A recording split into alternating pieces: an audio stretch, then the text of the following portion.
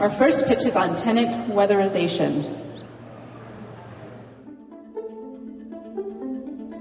My name is Tom Proctor and I'm the Housing Justice Organiser for Rights and Democracy.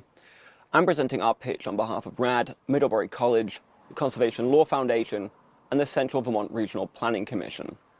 My work with RAD has placed me in the front row of an escalating crisis in Vermont, directly affecting a near third of state residents who rent their homes. A crisis that, if left to continue, will affect every single one of us in the near future. Our proposal will provide much needed financial respite for thousands of working people and contribute to huge gains in weatherization across Vermont. Before we get to our proposal, I would like to lay out what the rental market currently looks like and how market conditions have changed in the last few years. Rental units make up 80,000 homes in Vermont, accounting for 29% of all permanently occupied homes, or roughly 181,000 people. In the last 30 years, the growth of available homes has plummeted, a lack of availability that has been compounded by pandemic and climate migration. In 2021, for the first time in decades, Vermont saw a net increase in new residents. In short, we do not have enough available houses, we're not creating enough new housing, and the demand is only getting higher. This has been reflected in an explosion in house prices, with a staggering 16% increase in the sale price for a single-family home in the last year, set to rise again this year by another 5.2%. The knock-on effect of this increase is a bump in property valuation, which in turn has meant higher property taxes for homeowners.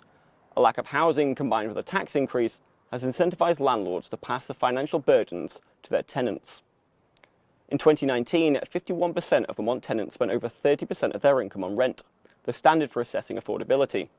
While current figures are unknown, it is unquestionable that this percentage has only gone higher in the last 3 years. It's clear that the cost of housing has put pressure on other areas of our economy. When 30% of the state spend the vast majority of their income on shelter, it leaves little room to spend on leisure, entertainment and education, and curtails spending on basic necessities like food and fuel. Vermont's housing stock is old, drafty and in desperate need of mass weatherization. The issue is exacerbated with rental stock. As landlords seldom bear the burden of paying unit utility bills, they have little incentive to spend their money to modernize their units. This leaves their tenants with the crippling choice of spending money they don't have to heat their homes or to live in inhospitable conditions. The choice for many will be the latter, and in the coming years, more will be forced to take that step as energy costs continue to rise. In the summertime, we have no way to dehumidify our place. It is always damp, which causes us to have food loss. We put a bag of bagels in our cabinet, and within 2 days without being open, it's covered in mold. We do not feel confident bringing any of our housing issues to our landlord. We do fear that he'll retaliate. We have very little left over at the end of each month. We have relied on things like the food shelf in the past. Last year I was paying $700, I believe, and I just re-signed my lease for the same apartment, and they're increasing my rent to around $900 now, starting next year. I've had some issues with a landlord. My heat didn't work in the winter, and he didn't do anything until, I want to say, about February, and there was kind of nothing we could do about it. We don't own that place. So I think we only bring issues to our landlords when it's like severe, there's nothing else we can do. I just don't want to upset them because they control my living situation, and if they decide they don't want me there, they can. In my last apartment, one of my bedroom windows had a sheet of ice through the winter on the inside. The heat wasn't actually working for several weeks. It was really, really bad. I had to wear multiple pairs of sweatpants to bed. Yeah, at one point the pipes just burst because it was so freezing in my apartment. During the months of like January to May, probably half of what I make goes to rent and heating. I kind of cut corners wherever I can. I eat cheaply. I don't go out. I'm always thinking about like making rent, but I mean, I know I'm certainly not alone. I know that everyone else is kind of struggling just as hard as I am. Our pitch is to research and develop policies that would require landlords to weatherize their units or reduce energy costs in other ways for their tenants, such as installing heat pumps and solar panels.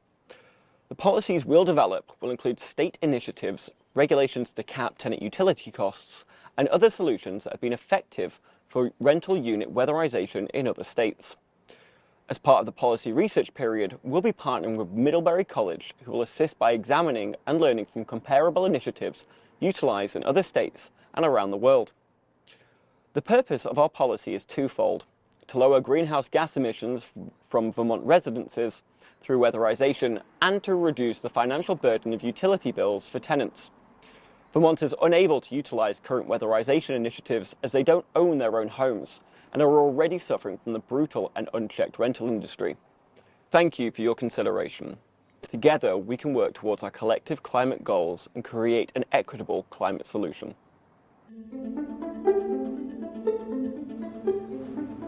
Okay, thank you. I would like to invite Tom and Dan up to the stage for the Weatherization Tenant Protection Proposal, and we will ask them some questions.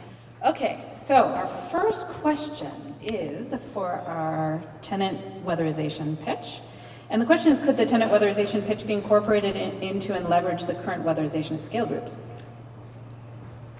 Hi, so Tom Proctor from the video. I would very much, part of our plan would be very much to fold in these two groups together with the weatherization at scale model that is being put out there.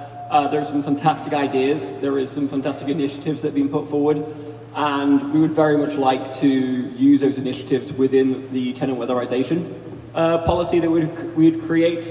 But it's very important that there is also tenant landlord specific policy as well. So we would be cooperating in some ways, but as tenants don't have the power to put in weatherization or put weatherization in their own homes or utilize those grants, we're going to have to come up with specific policy that's going to incentivize landlords to do so.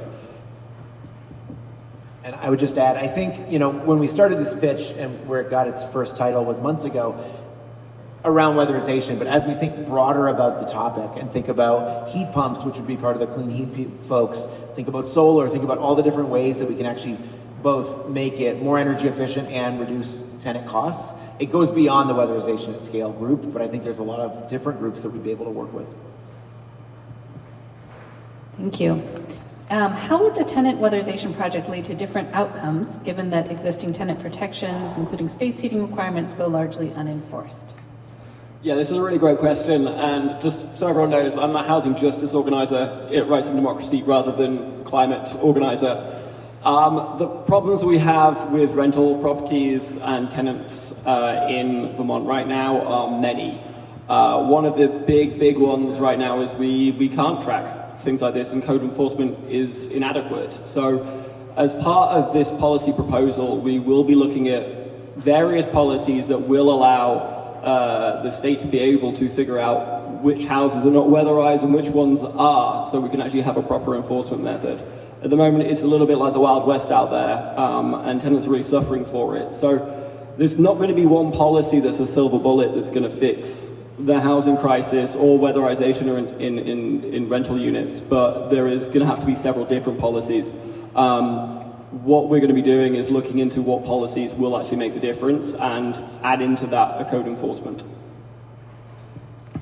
How will a rental property be determined to be unweatherized? I think energy audits are going to be a big part of it, but we decide all the time in weatherization what needs to be done and how much work needs to be done on homes, and it can be the same for rental units. And so getting a good landscape of where rentals are at, how much work they need to be done is going to be a baseline that we're going to have to come to. And again, we're going to try to create, somebody I think also asked about carrots and sticks.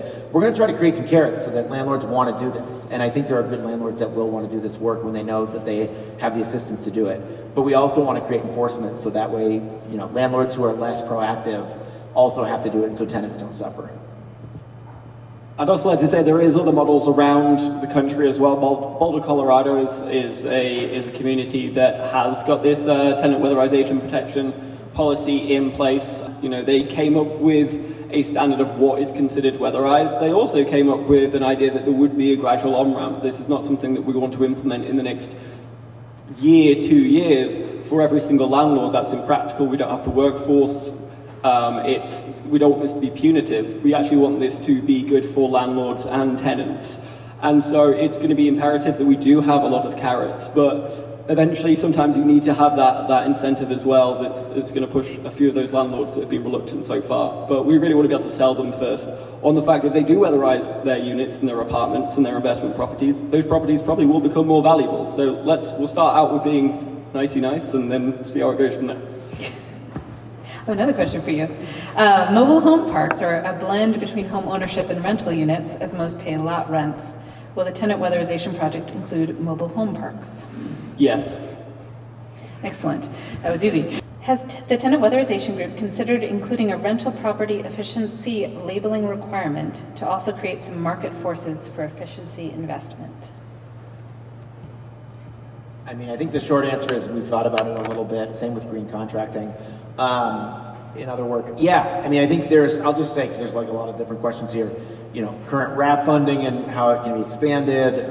This issue, FEMA money. There's so many great ideas here. There's so many potential solutions. There's already things that are being done in the state government that might already be fixes to some of it that people might not just know about. So we're really open-minded, and hopefully they're all anonymous, but hopefully the people that are writing this want to get involved with our work group, bring that knowledge and bring the curiosity on this issue to that work group. That was a perfect wrap. Okay, wrap on wrap. Okay, we are going to thank these folks for bringing their pitches and answering your questions. Yay.